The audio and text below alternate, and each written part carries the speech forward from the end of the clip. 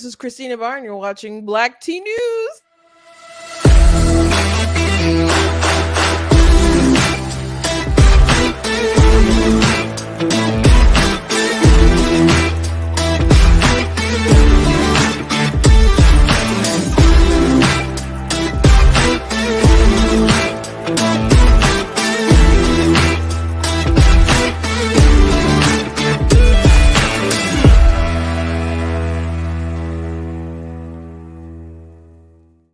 Hello, welcome to Black Tea News. I'm your host, Christina Barn. Today, we are so excited to talk about this debate and how awful Biden did. It was so crazy, man. Kit Kat's already saying it's going to be a great show today, and it's going to be a great show today. It is.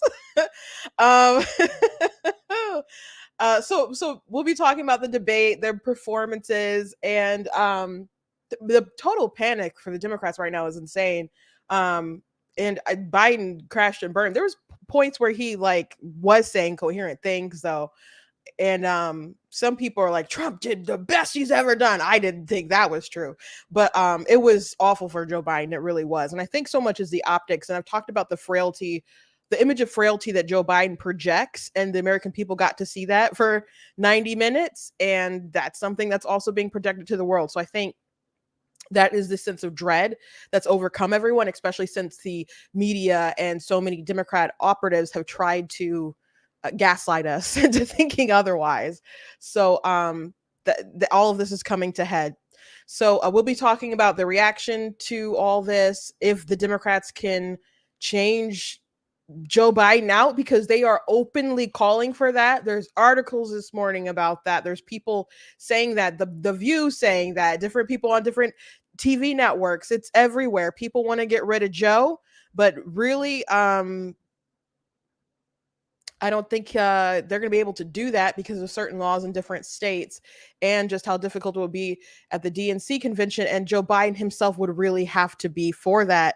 And I don't see him and Jill really wanting to have Joe step down like that. And then there's the matter of who would they replace him with. Of course, there's contenders who are waiting in the wings, but we've been having this conversation for a while. If they replace Joe Biden with a Newsom or Gretchen Whitmer, who would be their best bet, who I don't like, but I think that would probably be their best bet. You can't just hop over Kamala Harris. You can, but I think that will cause more friction, and people in their little coalition of minority and, the whole oppression Olympics situation, if they skip over a woman of color who is literally the vice president right now, that's going to be an issue. So they're going to have to probably ride this wave to the end. And it's not looking good for Joe. Even the CNN viewers thought that he lost. And it's funny because the numbers of people who thought Joe Biden lost the debate is similar to the numbers that Nate Silver put out the other day predicting of Donald Trump's chance of winning the election. So anyway, we'll have some good commentary today. So before we jump into it all, I want to encourage you guys to go to blacktnews.com, check out different content on the website, articles, videos, etc. If you like what I do here, please consider leaving a donation to the website, because it does cost to stream and run my website and my email and all that different kind of stuff. So if you guys can support, I very much do appreciate it. You guys can also, put in your email address for different emails that I'll send. You guys can check out different merch, like we got the Black Tea mug, we got the My Money My Business shirt, and man, I hopped on a live earlier today because I was scrolling through. People were talking about the debate. Specifically, they're talking about the section about abortion, which I want to go through a lot of detail on it. So I don't know. We'll have to see how much time. I'll save it for the very end, and if I don't feel like I have enough time, I'll probably just do a separate video about it. But I came in while someone was saying that abortions don't affect, men should have less of a say because they don't affect men like they affect women. And so I went on there and I went off. I was like, It always ticks me off when women come on here talking about how men shouldn't have a say, as if these aren't their children being unalived. And what right do people have to unalive these people's progeny, their offspring, their sons and their daughters? And I said, you're not worthy of the, I didn't say the balls between your legs if you won't stand up for your children. And people were like, oh my gosh, Black T. I have no patience for that, man. I have no patience when women want to say stuff like that as if they're not unaliving their kids. And I don't like men who, coerce women or pressure women to go ahead and do that, or will pay for the abortions and so on. I don't like when anybody is pro it, period. But man, it ticks me off when there's men who were like, no, I would like to keep the baby, which one guy jumped on the panel and said, my girlfriend had one without my permission, well, without me even knowing, my knowledge, and I would have liked to keep my child. And they don't even think men like that should be able to grieve. So I went off. But anyway, it made me think of that situation because I popped up this my money, my business shirt, because it's like they want these folks, their taxpayers, to be involved in all this stuff. So at the very least, don't act like all this stuff doesn't touch a lot of different people. But anyway, I don't want to go off on different rants because we got a lot to talk about the election and the debate. So overall, I got lots of clips. I'm sure you guys have probably seen lots of clips. I don't know how many of you actually watched the debate. I went home. Well, I went to my parents' house to watch it with my family. And from the very beginning, Biden was like taking the L from optics when he just even walked out on the stage. And overall, for Biden's performance, he was sick, I guess, or tired, but his campaign was saying that he had a cold. Funny how we just learned about his cold, but it does kind of sound like his voice is tired and he could have a cold. That could be legit, but it didn't, one way or another, didn't help him because he sounded very tired and weak and frail. And he's like hobbling to the stage. But that wasn't even the worst part. The worst parts were the split screen, and people are already mentioning in the comments, the split screen defeated him because Trump would be talking. When Biden is talking, Trump might be like making that face, kind of squinting, pouting his lips, and doing the head gestures that he does. Joe Biden is just like, I swear, like just making his eyes are like huge and scary kind of looking, and his mouth just hangs open. And every time they had the split screen, he just looked wonked out and out of it. So all the commentary that they've had that Joe Biden is the best that he's ever been, which is crazy because this man is in his 80s. No one is the best that they've ever been at 80 years old. Let's just be legit about stuff. And we could understand people not being as they once were when they were young. And people would not care. They would get over it if he was actually running the country in a competent manner. And we felt like there wasn't chaos and we could feel the money in our pockets and it was going a long way. And if, we didn't have illegal aliens coming across the border and raping 12-year-olds for 2 hours. And that's not an exaggeration. We went through that story the other day. So, if the country was doing better, people could look over the fact that he doesn't look good or that he's so old. But all these factors are coming into place. And when it got further into the debate, I felt like he gave like answers. He couldn't always fill the time. He had a whole week to prepare. He like cut out, there was no like events for him. He was in Camp David, just studying for this whole entire thing. And people were like, oh, well, he was over prepared, huh? Then how come he couldn't fill his time? There were several times for Trump and Biden. They're both like, you have some more time. You can keep talking. Like, can you answer this question we actually asked to fill in this time? So, but there were some questions that he gave answers to that were crazy, particularly his abortion answers were incoherent and just absolutely insane. And we'll play a clip. And I don't have the clip of when he explained Roe v. Wade, but he tried to explain. He's like, I support Roe v. Wade, because they asked him about limitations, and he said that I support, because they want to know did he support any restriction. He said, I support Roe v. Wade. And then he couldn't explain what it was. He couldn't, he tried. Gosh darn it, he tried. But he doesn't know what it is, apparently. And a lot of people don't. Don't get me wrong. A lot of people don't know, including people who are pro choice who support Roe v. Wade. They have no idea what it is. And for those of you who do not know what Roe v. Wade is, Roe v. Wade, and there were a bunch of laws that came in, like decisions that came in afterwards to kind of tighten things up.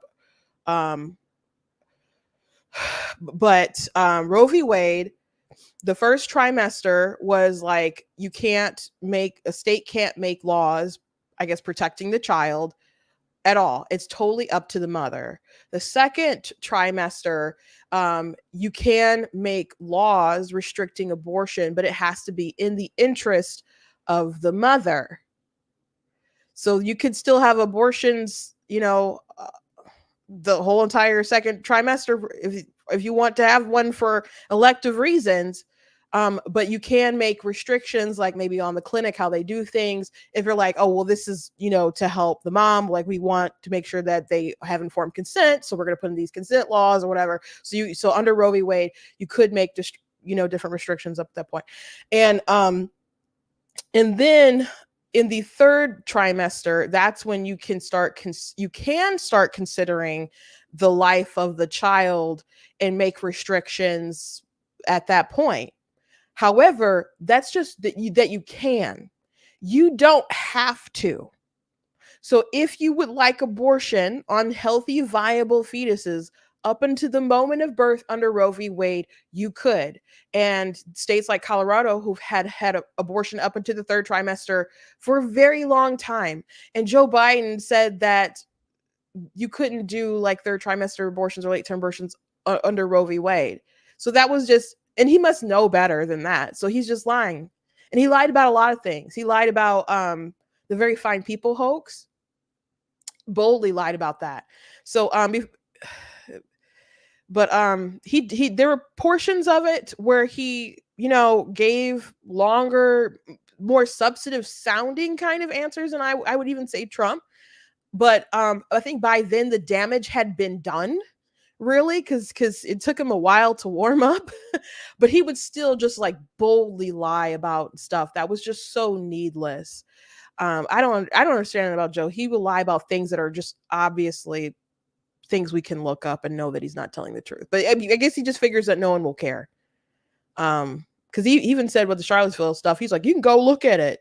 I'm like, yeah, we looked at it. That's why we know you're lying. You just don't think we'll look at it, or we don't know what we're talking about. So he's in trouble. Trump, his debate performance, he got some good zingers. The rules were set up by the Biden campaign. They would mute the mics when someone was done. So Trump couldn't just, like yell or interrupt a bunch like, happened in 2020. And so Don Jr. even said, oh, I think these rules actually worked out great for my dad. I think it made a really restrained man out of him or whatever. So in their, way of trying to fix it to help Biden as much as possible by removing the audience and muting the mics, they really made a more disciplined Donald Trump, and they really needed Trump to set himself on fire. And I think one reason why Biden, he jabbed at him quite a bit. He mentioned the molestation charges. He mentioned the his financial penalties from New York. He mentioned him being a felony in the 34 counts.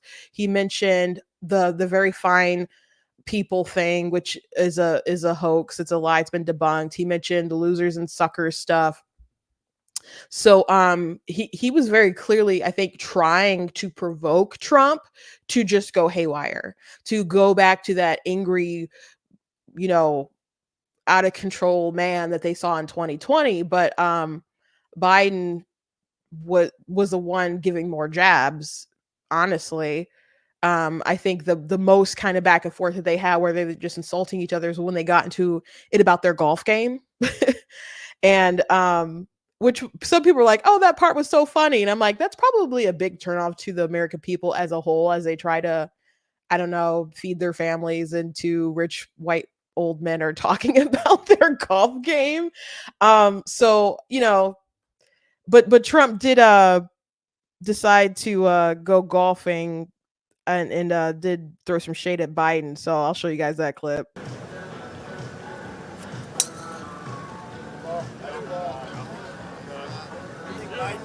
Biden can do that? I don't think so. Biden. He said, "Do you think Biden can do that?" I don't think so. I don't think so. I don't think he could probably keep up with him either. Biden claimed that he would go golfing if Trump, carried his own bag, which I just don't think Trump probably ever would have carried his own bag. So, before we jump into some clips of the debate, the internet is undefeated, and so I'm going to show you guys. I like to start with something humorous, so here we go. I personally believe that U.S. Americans are unable to do so because some people out there in our nation don't have maps, and I believe that our education, like such as in South Africa and the Iraq, everywhere like such as, and I believe that they should, our education over here in the U.S. should help the U.S. Or should help South Africa and should help the Iraq and the Asian countries. Yeah, so so let's get to a pretty big lie that Joe Biden told that really, really ticked me off. He claimed that no troops had died under his watch. I had a notion that we were this safe country. The truth is, I'm the only president this century that doesn't have this decade, that doesn't have any troops dying anywhere in the world like he did. President Trump, I want to follow up if I can. Am I allowed to respond to him? Well, I'm going to ask you a follow-up. You can do whatever you want.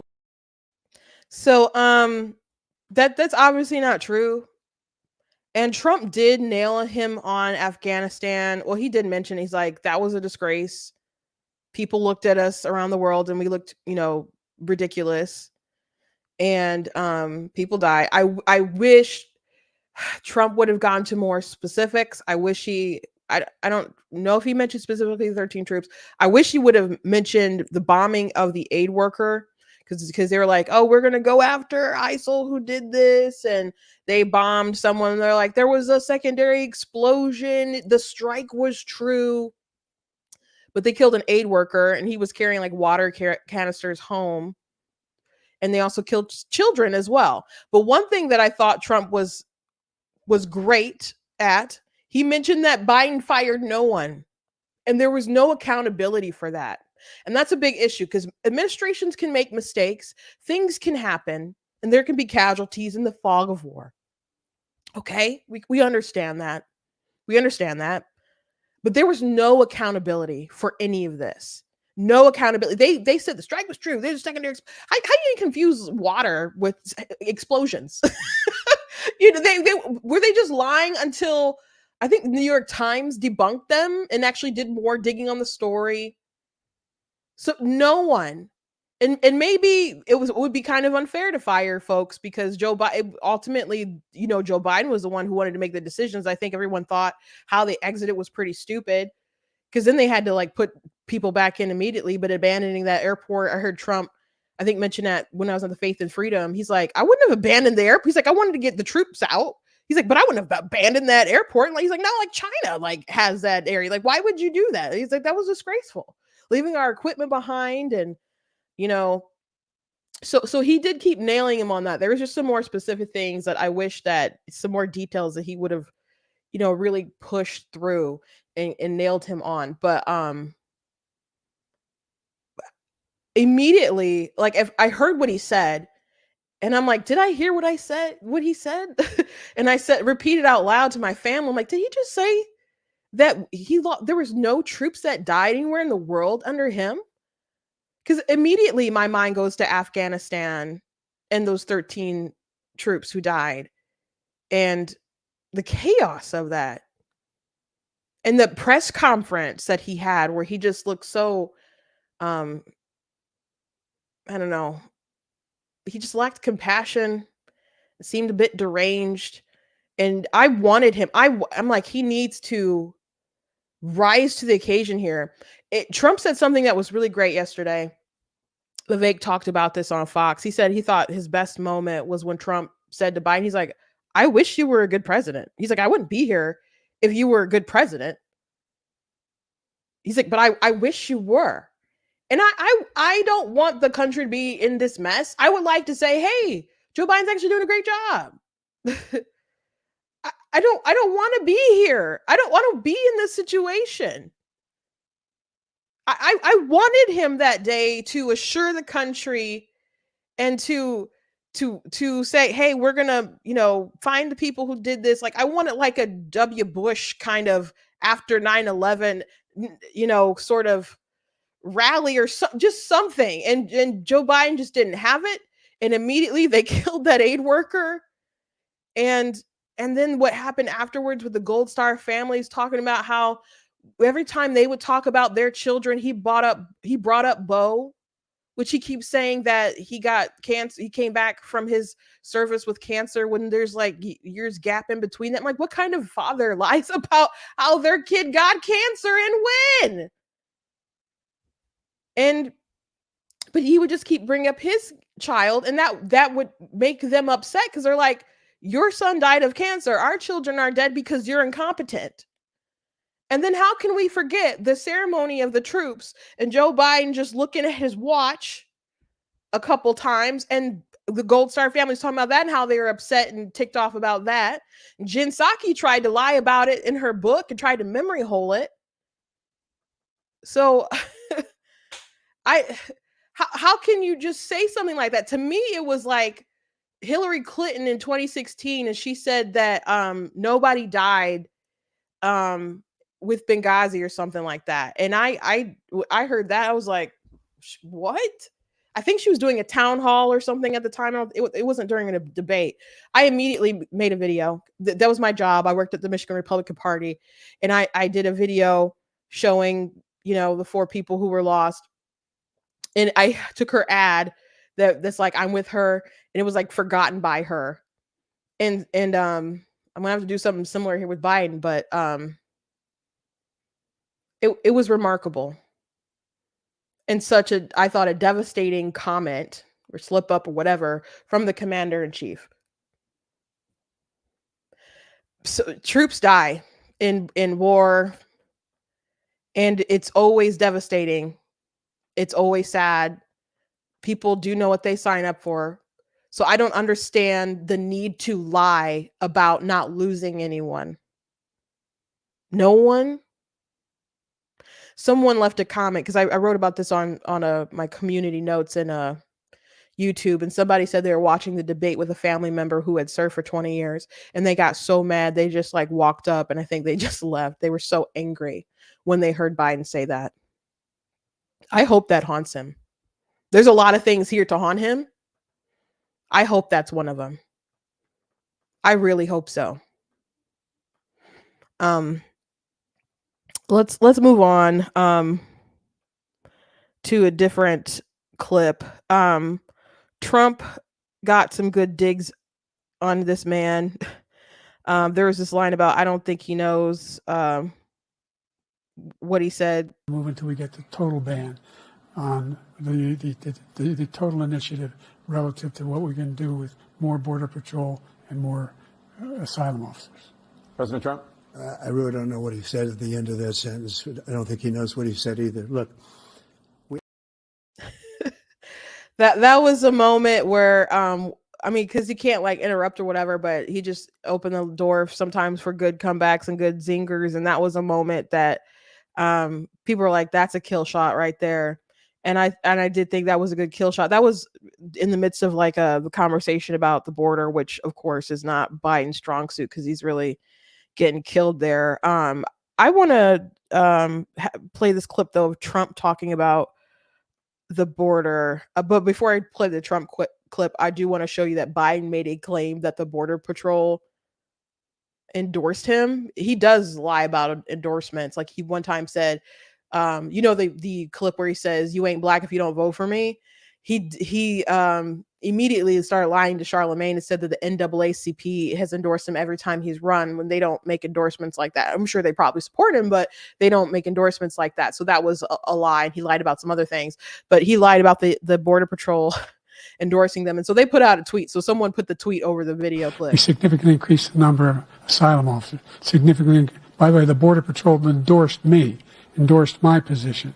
In addition to that, we found ourselves in a situation where when he was president, he was taking separate. Yeah. You're a liar. So here's Trump in a really solid section here. We had the safest border in the history of our country. The border, all he had to do was leave it. He decided to open up our border, open up our country to people that are from prisons, people that are from mental institutions, insane asylum, terrorists. We have the largest number of terrorists coming into our country right now, all terrorists, all over the world, not just in South America, all over the world. They come from the Middle East, everywhere. All over the world, they're pouring in.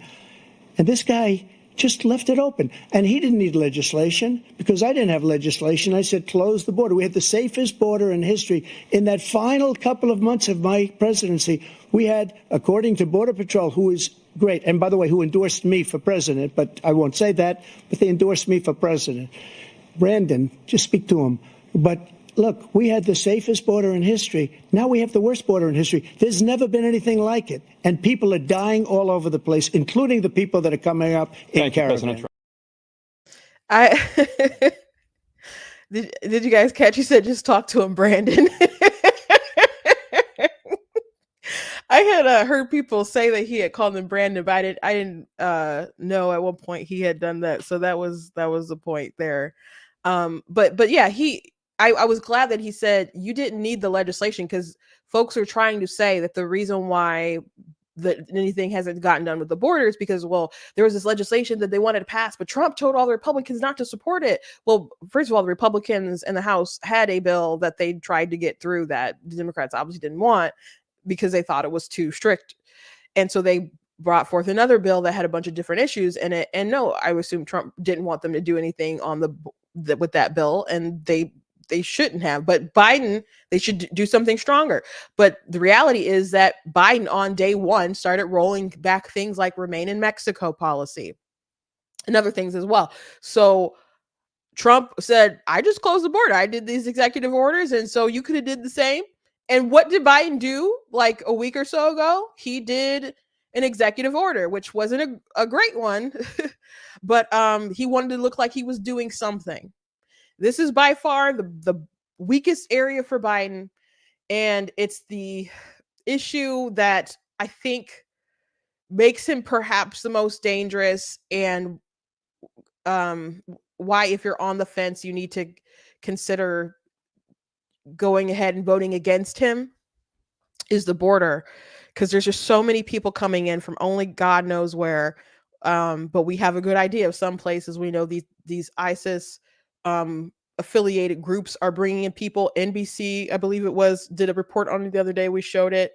And then we have the cartel who are bringing in people. And as Trump said, it's not just dangerous for our people who are here. It's dangerous for the people who are coming in from these caravans. Everyone's being hurt by this. And Biden's like, oh, well, he separated families. I was a little surprised to say y'all built those cages, by the way. But Biden is acting like what they're doing is so much better. And they're just giving people cell phones, or they might put ankle monitors on people. And guess what? The person who raped that girl for 2 hours had an ankle monitor on him. And they cut them off because when people were starting to pursue them, yes, they caught them, but damage done. So they need to be held responsible for this. And if Biden won't hold anyone responsible, if Biden isn't interested in justice, the American people have to be the ones who step up to the plate here. We have to be the ones who step up to the plate here. Like Donald Trump, they talked about January 6th a bit, and he gave some good lines. And they're like, oh, he said he's going to seek retribution against his enemies. And Trump did say something that opened the door for that. But and Jake Tapper led into that with his remark. But Trump said, my retribution will be success, which is a great line and something he needs to repeat. And really, that was his attitude in 2016. Like, people were saying, lock her up. But really, we knew that I think some people wanted some more, but at the end of the day, defeat had to be our form of justice. So we weren't getting anything else. So I think if we can beat back these people who obviously want to ruin his life and stop the progress of making America great again, then we'll have to take that W where we can. But they they had this border discussion, and they had a Roe v. Wade discussion, and abortion is supposed to be the thing that's the kryptonite for the Republicans right now. And I did not like Trump's answers. He like said he wouldn't do anything about the abortion pills. Most babies are killed by the abortion pills. If we're not going to do anything about those or first trimester abortions, then you're mostly allowing the hundreds of thousands of babies to die if you don't do something about the earlier abortions. You can't just be like, oh, the late term. Like, I'm very glad that you want to save about 10,000 babies. That's a big number. But when the number is like 1 million abortions, you're just leaving a lot of people out if you're not going to move the dial toward the earlier, let's save the babies. So I definitely didn't like that answer, and I'll go into more detail later about it. But Trump basically took a moderate position on the issue. I already explained how Joe Biden botched explaining Roe v. Wade and lied about Roe v. Wade a lot. But what people are talking about is how Biden basically, they're talking about the subject of abortion, and he brought back the border into it. And he mentioned how, I guess he was trying to say, let me try to interpret it before you guys look at the clip. I think he was trying to say, because these people are coming across the border and they may rape these people, that they need abortions. And you have in-laws who may rape women, and brothers who may rape women and impregnate them, and sisters. Yes, even sisters who may rape their sisters and impregnate them. And that is why women need abortions. I'm not joking. Here you go. Look, there's so many young women who have been, including a young woman who just was murdered, and he went to the funeral. The idea that she was murdered by an immigrant coming in, they talk about that. But here's the deal: there's a lot of young women are being raped by their in-laws, by their spouses, brothers and sisters, it's just ridiculous, and they can do nothing about it. And they try to arrest them when they cross state lines. Thank you. There have been many young women murdered by the same people he allows to come across our border.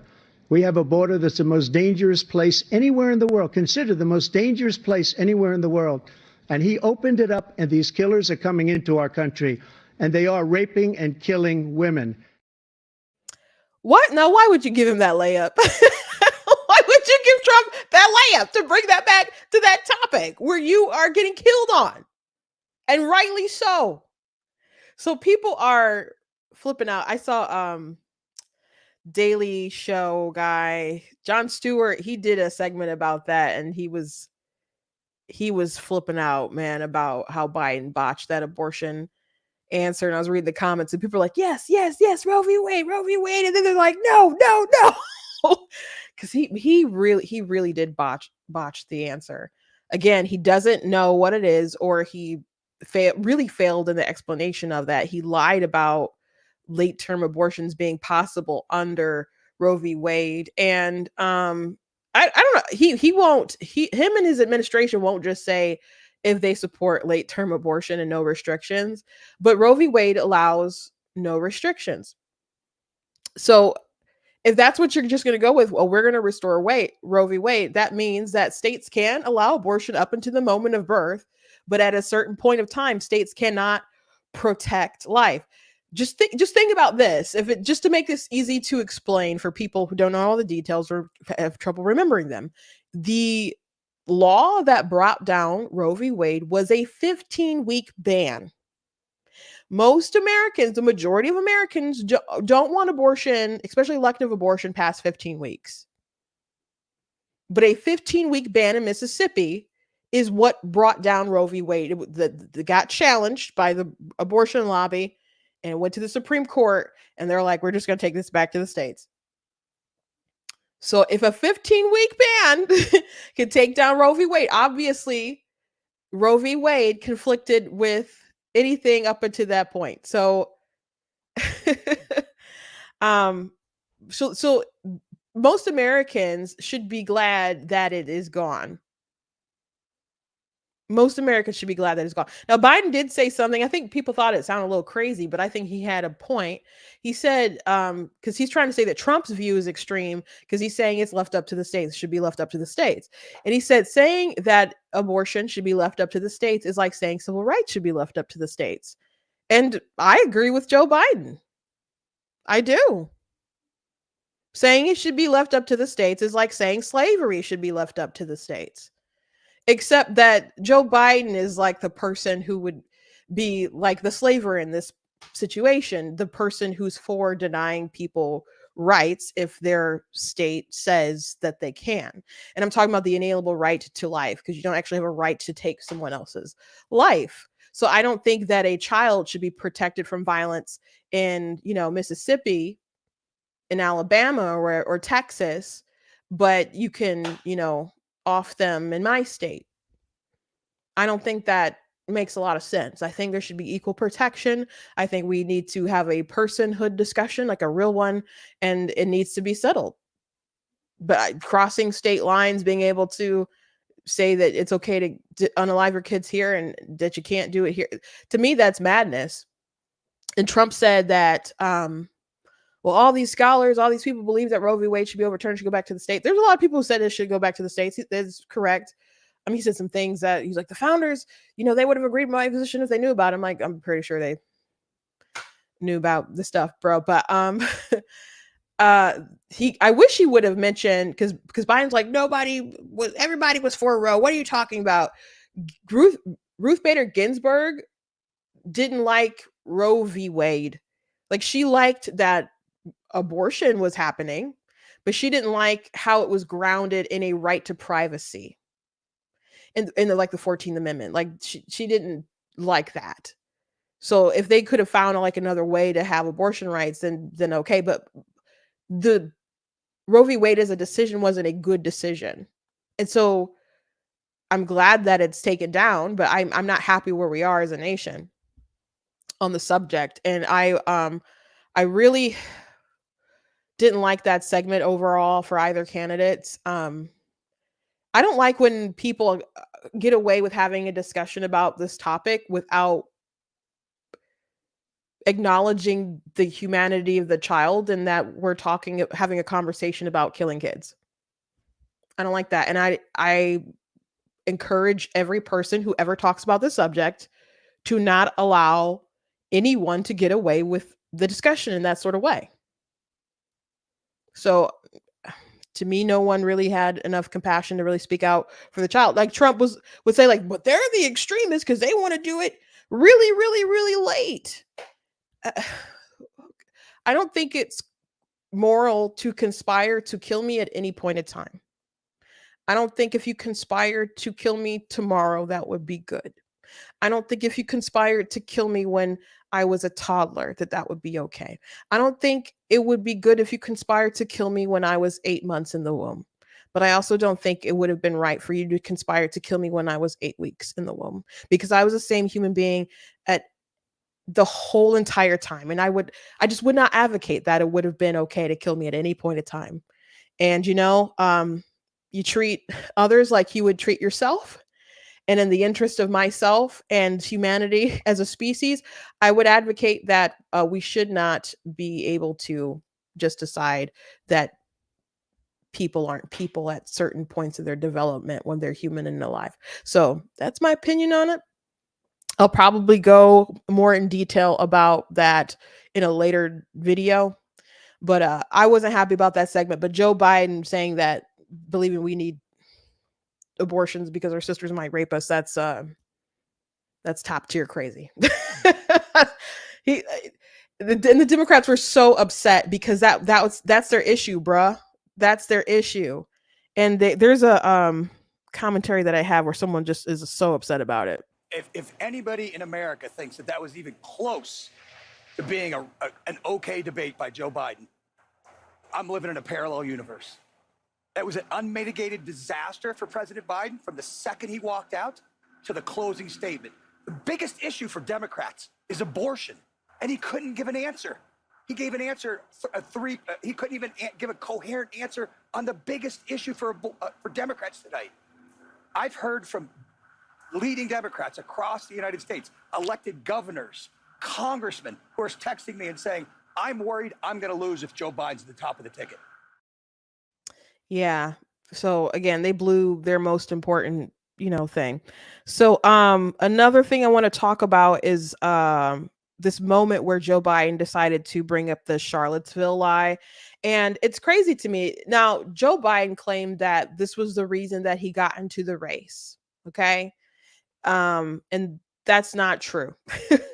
And I'll show you evidence. I didn't put together this evidence. Someone else did. Their watermark is on it. I think their profile is called Maze or something on Twitter, but they got these clips together to showcase that, which I don't think you need to be do a bunch of deep research to know that Joe Biden wanted to hop in for other reasons. But it's a lie how he keeps presenting the Charlottesville very fine people stuff. So I'm going to show you guys what he said, and then we're going to just go ahead and debunk this on here. What got me involved to run in the first place after my son had died, I decided in Iraq, because of Iraq, I said I wasn't going to run again until I saw what happened in Charlottesville, Virginia. People coming out of the woods carrying swastikas on torches, and singing the same anti-Semitic bile they sang when back in Germany. And the young woman got killed. I spoke to the mother, and they asked him. They said, "What do you think of those people? The ones who got killed, the one who tried to stop it, and the ones," he said, "I think they're fine people on both sides." What American president would ever say Nazis coming out of fields carrying torches, singing the same anti-Semitic bile, carrying swastikas were fine people? And this is the guy who says Hitler's done some good things. I'd like to know what they are. The good things Hitler's done, that's what he said. This guy has no sense of American democracy. President Trump. Jake, both of you know that, sir, has been totally wiped out, because when you see the sentence, it said 100% exoneration on that, sir. He just keeps it going. He says he ran because of Charlottesville. He didn't run because of Charlottesville. He ran because it was his last chance. He's not equipped to be president. You know it, and I know it. It's ridiculous. We have a debate. We're trying to justify his presidency. His presidency, he's without question the worst presidency in the history of our country. We shouldn't be having a debate about it. There's nothing to debate. He made up the Charlottesville story, and you'll see it's debunked all over the place. Every reasonable anchor has debunked it. And just the other day it came out where it was fully debunked. It's a nonsense story. He knows that, and he didn't run because of Charlottesville. He used that as an excuse to run. So, what's with his shocked face when he's explaining it? Because Trump is absolutely right, and he knows that Trump is telling the truth, because I think the editor-in-chief maybe of Breitbart, one of the main people with Breitbart, I've seen him go to Joe Biden, or at least I've seen him post a video. I'm not sure if it was him, but of one of his reporters going up to Joe Biden and talking about Charlottesville and putting it in the proper context. And it's been reported on a lot. And Trump said that anchors have debunked it. One of the anchors is Jake Tapper. Jake Tapper knows what Biden is saying is a lie. Now, I'm not saying that Jake Tapper should have jumped in and said, "No, Joe Biden, you're lying," because they're moderators and that's not their job. It shouldn't be their job. And I wouldn't want them to jump in and just, argue with Trump. By the way, I think that Dana Bash and Jake Tapper actually did a fine job. And the format was beneficial to Trump, actually. But Jake Tapper has debunked it himself. Now, elsewhere in those remarks, the president did condemn neo-Nazis and white supremacists. So he's not saying that the neo-Nazis and white supremacists are very fine people. So, yeah, he didn't say that they were very fine people. So here's actually the clip from the day. And you had some very bad people in that group. But you also had people that were very fine people on both sides. You had people in that group, excuse me, I saw the same pictures as you did. You had people in that group that were there to protest the taking down of, to them, a very, very important statue and the renaming of a park from Robert E. Lee to another name. And you had people, and I'm not talking about the neo-Nazis and the white nationalists, because they should be condemned totally. But you had many people in that group other than neo-Nazis and white nationalists, okay? Yeah, so I remember that day. I was actually that day I think I was at a event kind of living my life. I had a book signing I think that day, and I went to an American Ninja Warrior event, wasn't American Ninja Warrior, but it was like those kind of people were competing, and it was somewhere in Michigan. So, but it wasn't affiliated with the show, but it was one of those ninja competitions, and so I just had a great time. And then I looked and I'm like, what is freaking wrong with the world? What is it like happening? How is it on fire like this? And I remember talking to different people and about all that had happened, and folks are just, had all these different opinions about it. People like there were folks just trying to preserve their history. And Trump did also go into a rant about how people, if we just start tearing down statues, like what's next? Are people going to tear down statues of George Washington? People are like, that's crazy. And then of course, 2020 happened and they wanted to vandalize everything that they possibly could. So it wasn't so crazy back then. Now, was it? He did have a point, but emotions were so charged at that time. It felt like if you tried to explain his words at all, that you were instantly attacked yourself, because people were just, their emotions were so hot. But he absolutely said, I'm not talking about neo-Nazis. So this idea that he called Nazis very fine people has been a lie. And when Trump said it came out the other day, he was talking about, I assume he was talking about Snopes. So Snopes is a fact-checking website. It leans left a lot. And what is left-leaning, like fact-check site. And so sometimes when people bring up the Snopes from the right, they're like, even Snopes says, because we don't expect Snopes to really take our side on a lot of stuff. But even Snopes was like, yeah, he actually didn't call neo-Nazis very fine people. I don't know what spurred that, but it's a lie. And Joe Biden absolutely, at this point, he must know that it is. He must know. But he made his campaign video off of this, and he must have known at that time that Trump didn't call them very fine people. And he's repeated that since. He repeated that in 2020 on the debate stage. And he did it again. It kind of blew my mind that he did it again. So he should stop. He should stop, because it's a pretty awful lie. A pretty awful lie. I'm trying to see if there was any other highlight that I had that I want to show you guys before I get into the panic. Some more panic from folks. Oh, here we go. Here's the compilation of Biden talking about running. And so you'll see that Charlottesville, he was still denying that he's going to run after Charlottesville happened. I have no intention now. I've done nothing at all to put together any kind of operation to run. And as I said, as most of you guys know, no one ever doubts I mean what I say. The problem is I sometimes say all that I mean. And if I were offered the nomination by the Lord Almighty right now today, I would say no, because we're not ready. The family's not ready to do this. I've not decided to run or not run. My focus is, for real, electing a Democratic Congress. And if the Lord Almighty came down and said, Joe, the nomination is yours right now, you got to accept it right now, I'd say no. I don't want to take people's time, effort, and commitment without there being a clear shot that I could be the nominee. No. Well, but I'm not there yet. I don't want to mislead you. I'm being more straightforward. Yeah. Look, no one's ever doubted I mean what I say. The problem is I sometimes say all that I mean. I made the decision to run for president after Charlottesville. At that moment, I knew I'd have to run. So Charlottesville, you saw stuff that said 2019, 2020, when he finally kind of said that, but Charlottesville happened in 2017. So that's what they decided to come up with. And I think This is such a damaging, like I said that I'm going to do like a video where I just go through like some of the biggest hoaxes, and I think I'm going to do them in order for how devastating I think they were to Trump. And I think that Russia collusion is probably number one, because I think it's pretty bad when you think that the leader of the free world is installed by Russia. I think that's pretty bad.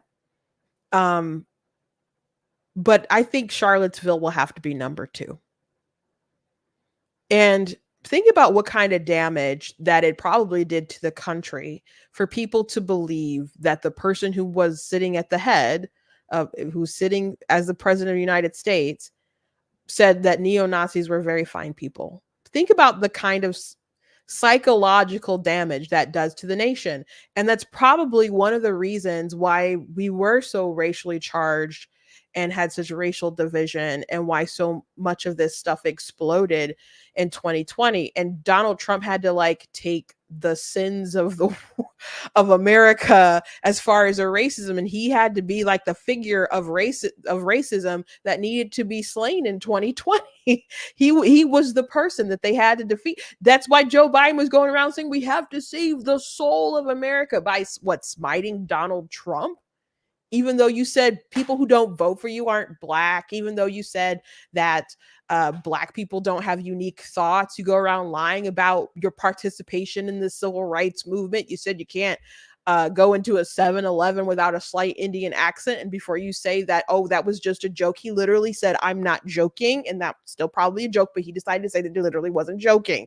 And there's more examples that I could say. Okay. But they decided that Trump was the figure that they had to crucify for being the sin of slavery of America, or racism of America. And then Jesse Smollett happened, that stuff. And do you remember what people were saying? This happened in Trump's America. Only this can happen in Trump's America. And the Bubba Wallace thing, Trump's America. Trump, who, you know, just cool with Jesse Jackson, all these different folks doing stuff for the different communities, and that you didn't have a word to say about until you ran as a Republican. Just stop. Just stop. Well, what kind of damage? I read with you guys an article the other day talking about how it was a liberal trying to convince conservatives why they should vote for Joe Biden. And some of the article was kind of like, well, things will be really bad if Donald Trump is in office, and there'll be all this division and they'll do this crazy stuff. I'm like, why don't you guys just behave? But Trump's presidency didn't have to be as chaotic as it was, but you guys want to lie all the time. And I'm not saying Trump is always truthful. Like he said things like, we have the best economy ever. We're the best on this. We're the best on this. We're the best on that. All that stuff's not true. But you guys go around lying, saying that he said that neo-Nazis were very fine people. Joe Biden opened it up as the debate, talking about how Trump said to inject bleach, which definitely isn't true. But they just lie without abandon. Think about what kind of damage you do to the country, making people believe that he was okay with the Taliban and Russia putting like bounties on our soldiers, the losers and sucker stuff. Think about the damage. But people don't care. They just want to win.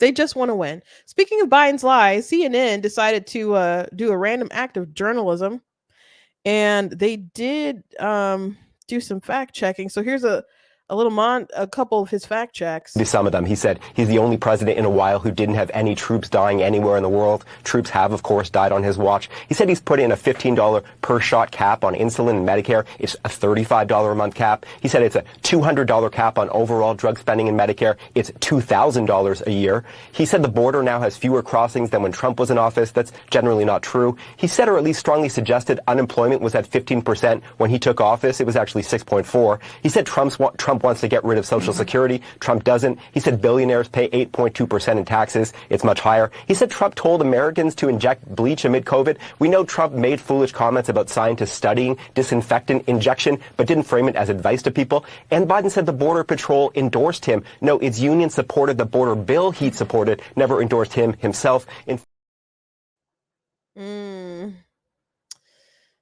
Yep, and they said, "Do be clear, we did not endorse him. We did not endorse him." Let's see how the viewers view the debate and who won. Who won the debate? We asked debate watchers in our instant poll, and the answer is a resounding Donald Trump did. 67% of debate watchers in our poll say Donald Trump won the debate tonight. Joe Biden, 33% say he won the debate tonight. Now, this group of debate watchers, they told us who they thought would win the debate going into it before the debate, and take a look at how that changed over time. 55% thought before the debate that Donald Trump would win the debate. 45% thought Joe Biden would win the debate. Look at what the debate did to those expectations. So, I thought that was funny. Those numbers were funny because Nate Silver put out his projections for the probability of who was going to win the election. And he's like, it's not a toss-up. It looks like Trump's going to win. So his projections right now say that there's a 65.7% chance of Donald Trump winning the election, and there's a 33.7% of Biden winning the election. Now, of course, they thought it was 99% going to be in Hillary's favor in 2016, but he did predict that Joe Biden was going to win in 2020. So, his projections right now are that Trump is going to win. And I just thought it was interesting that his numbers were so close to people's opinion about the debate. Because they said 66% thought that Trump had won the debate. And Democrats are in panic, by the way, about this. I, too, was on the phone throughout much of the debate with Obama world people, with Democrats, with people who are political operatives, with campaign operatives. My phone really never stopped buzzing throughout. And the universal reaction was somewhere approaching panic. The people who were texting with me were very concerned about President Biden seeming extremely feeble, seeming extremely weak. You know, after the debate, I was like, because we were watching it on CNN, and I'm like, and then I changed the channel to Fox. So I was like, I don't want to hear how they're going to try to spin this. If I had known that everyone was going to be all panicked and stuff, I would have kept it on, on CNN or gone to MSNBC if I knew they were going to be crying all night long about it. But here's Chuck Todd talking about this. One of the things was, would either candidate look like the caricature that the other campaign has been trying to paint of him? And at the end of the day, Joe Biden looks like the caricature that conservative media has been painting. And there were no clips tonight, right? This was, you saw it before your eyes. Look, I don't want to just tell you what I think here, Tom. I've been talking to a lot of leaders in the Democratic Party, electeds, coalition leaders. There's a full-on panic about this performance. Not like, oh, this is recoverable. It is more of okay, he's got to step aside. There's a lot of that chatter. This is about as bad of a performance in order to that Biden could have delivered if his goal was to try to sort of calm the waters among Democrats. I mean, look,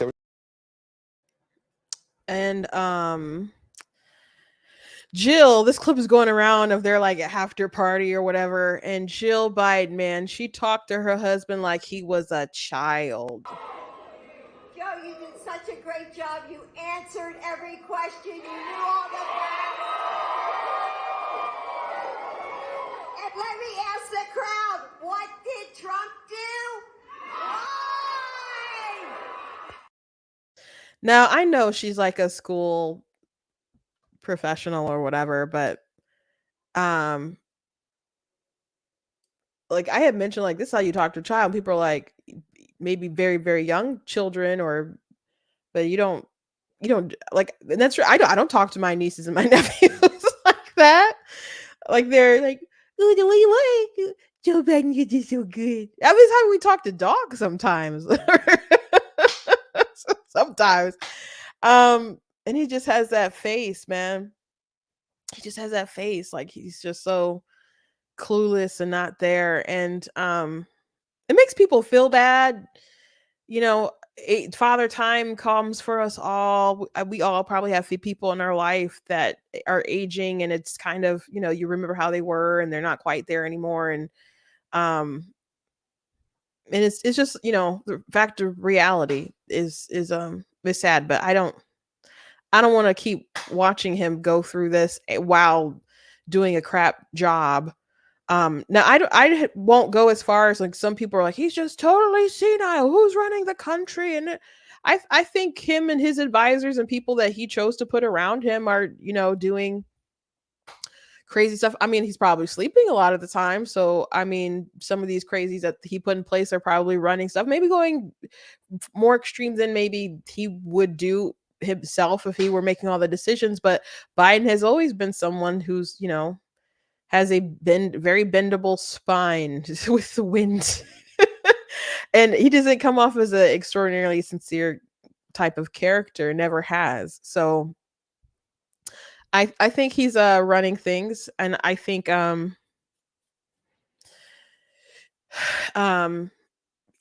the end of the day, he's responsible for the decisions that come out of his administration. And he had answers that were coherent, that he put in a lot of detail into them, that were more detailed and substantive than some of Trump's answers. Trump, at one point, Trump was talking about that we have the best air under my administration. We have the best water. So clear. You know, he's like, and I just found that statistic out. My people told me right before the show. And I said to my family, like, he didn't quote a statistic. What is he talking about? He's just, you know, describing, you know, stuff in very simplistic kind of terms. So I heard Ben Shapiro say it was Trump's best performance ever. I don't think so. I still think like his debates with Hillary, the last two, the second one was so iconic. That one is probably his best debate. And I wouldn't say it was this one, but the moment was really about Joe Biden, and he just failed. He really spectacularly failed and was that caricature. But it's not that he was a caricature. It's just that's how he is. And the media has been trying to gaslight everybody, and now they're exposed, and now everyone's panicking, and people are literally saying that they need to replace Joe Biden. That is literally a conversation. And you know what? The White House said that's not happening. Well, John, the Biden team, as of this moment, plans to pack up what few wins they had on the debate stage last night. You've already seen some of those packaged and posted on social media, and to move on and focus on what's coming down the pike. There are no plans, I'm told, for the president to drop out of the race. And even further, I'm told that the president is still committed to a second debate in September, which is currently scheduled for September 10th and hosted by ABC News, much along the lines of the rules of the debate that was hosted last night. Now, the advisor that I spoke with said that they're not putting too much stock in the conversation last night, and that many of the staffers on the campaign and in the White House also worked on President Obama's reelection in 2012, and they tried to draw the parallel to that first debate that was a very low performance for President Obama. Even he would call it a stinker, and they said if you had believed the pundits in the wake of that debate, Mitt Romney would have been president after that. To compare Obama's performance with Biden's performance last night is just laughable. That's, you're not gonna pass with that, man. But I think while there's a lot of people saying that Joe needs to step down for the good of the party and to defeat Trump, Joe Biden is a very stubborn man, and people don't get less stubborn when they age.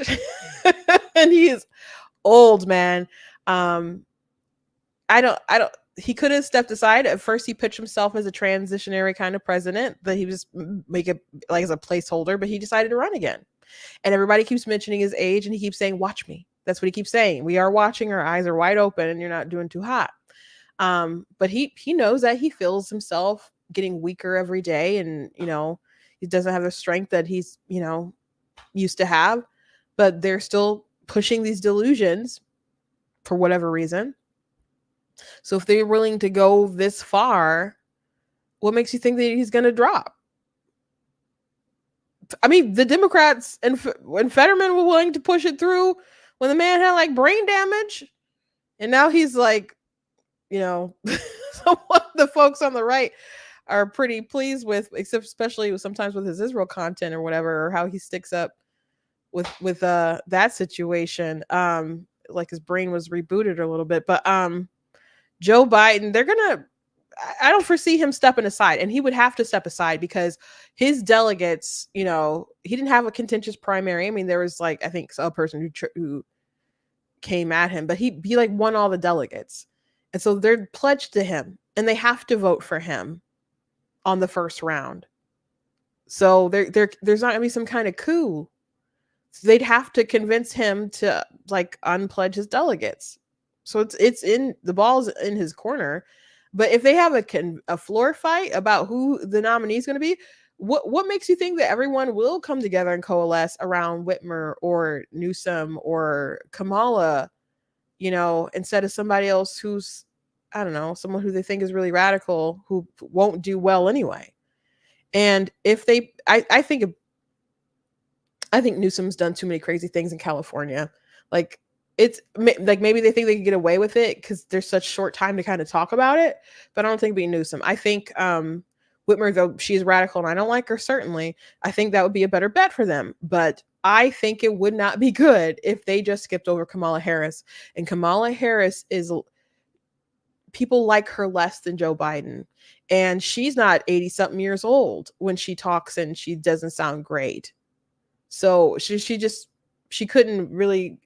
She dropped out of the election, the primaries, before she could get clocked in her own state. She's just not gonna do well. And she doesn't pull well with Trump either. So basically they have to just ride the dead horse. And also there's other challenges as well. The Heritage Oversight Project has set their sights on this is an article that was in the Daily Mail UK, but their sights on 3 contentious swing states where they believe taking Biden off the Democratic ticket would not allow anyone else to replace him: Georgia, Nevada, and Wisconsin. Wisconsin does not allow withdrawal from the ballot for any reason besides death. In Nevada, no changes can be made to the ballot after 5 p.m. on the 4th Friday in June of an election year, or a nominee dies or is educated, insane, or mentally incompetent. If Biden were to withdraw less than 60 days before the election in Georgia, his name will remain on the ballot, but no votes will be counted. So to automatically risk losing Wisconsin, Nevada, and Georgia just would not be good for him anyway, or good for the Democrats. And they really wouldn't have a path to victory. And according to Nate Silver, they might not have one now. So this is the bed they made. They just kind of got to lie in it. And it's crazy. It's crazy because Trump couldn't really be stopped because his popularity with the base was there. There are all kinds of logical reasons why you should have picked someone like DeSantis or something like that. But the base, their hearts were with Trump. And as they started indicting him and stuff, it made people feel like they really had to stand by him and that they would not be forced into abandoning him. And I'm sure the Democrats were counting on that. So Trump is the nominee on our side, largely by the Republicans' fault, but by their own fault too. Which was the case for 2016. They wanted Trump to be the nominee. And Trump got a lot of free media in the primaries. And of course, he already had high name ID from just being an uber celebrity with such a strong talent for branding and stuff. So everybody knew Trump out the gate. So, and he also could sell fun. He just had a lot of benefits to him that made him pretty much unstoppable, on top of having like ridiculous charisma, right? But Hillary Clinton wanted him to be the nominee. That was like her strategy. Trump be the nominee, then just lose. But they didn't know how that people really, really didn't like her to the extent that they didn't like her. So with Biden, though, they could have really issued a challenge. Now, when you have a challenge for an incumbent president, that doesn't usually bode well for the party. But there were people who tried to run, but they just couldn't get any traction. The DNC wouldn't let them get any traction. But if Biden didn't want to step down, they should have really forced the issue. But I guess they thought that with all the legal stuff, that Trump would just be made irrelevant, maybe get kicked off the ballot here or there, and people would just reject him when he was a felon and whatnot. And there was polling that indicated that, but the first freaking one that they did was this bragg indictment where people can't even explain why it made any sense. I wish that Trump had said on the debate stage last night when Biden had brought it up, like, please explain the felony that I committed, Joe. Please explain it in ample detail. I'll give you some of my time. Go. Because it's just a mess. Like he said, it was rigged. It was a disgrace and stuff. But I would have just, tried to let Joe explain how silly it was. No one has a really good answer. Just one lie after another. So Joe Biden, for better or worse, seems to be their nominee. And I don't think they can take it back. And it would cause way too much drama. I think they're really afraid of their base, especially with a lot of this Gaza stuff going on. They have a lot of enthused young people. They're terrified of what will happen at their conventions and stuff, and they want to do a bunch of virtual stuff because they don't want all these protests and chaos. And that's another thing about Charlottesville, by the way, that Biden has his nerve talking about this stuff while the Democrats are going around. Not all Democrats, obviously, but they have these really radical young folks, and not all of them are young, but harassing Jews and,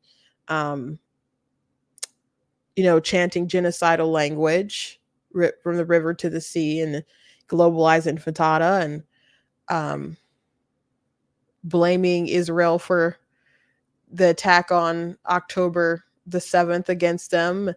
Do you want to talk about being on the side of like the folks that are Hitler-esque?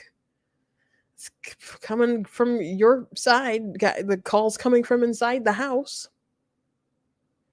And there's some right-wing people who are, neo-Nazi folks and whatnot, but I think it's a much larger problem on their side. I think they're all a problem, but Joe Biden does not have the strong language that he has condemning like the stuff that happened with Charlottesville, like what happened, like last weekend at the synagogue with people beating Jews and stuff in the street. So he's full of it, but y'all already know that. Okay, well, I don't have time to go into the full abortion segment today, so I will post that later. I'll record that and just post it later. But that's all I think I want to mention about the debate today, guys. And it was really kind of sad watching it. But what's really sad is that Joe Biden is, for better or worse, he's still going to be the president until January. So we all got to see the train wreck, but we're not the only ones watching.